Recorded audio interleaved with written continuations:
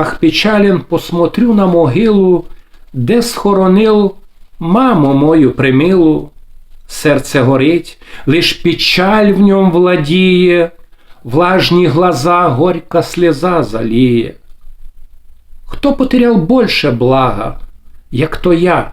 Оставила мене мама, даю я, оставила по всей жизни стенать, чтоб ей любов страстно на все оцінять.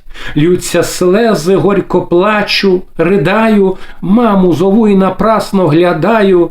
Де ти, родна, обозвися на ділі, се синок твой плаче ти на могилі.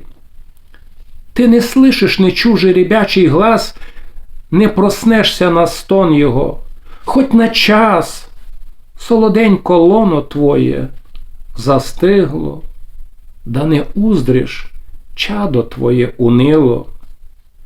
Бо тінь твоя, о родная, надо мной стережет, стогнет, да тревожит мой покой. В душі моєї веселості уже нет.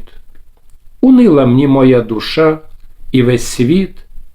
Проспись, проспись, о любезна, до тих пор сищу тебе там, де буде общий збор. Увидимся на Йосафат долині. Прощай, прощай, не забувай о сині.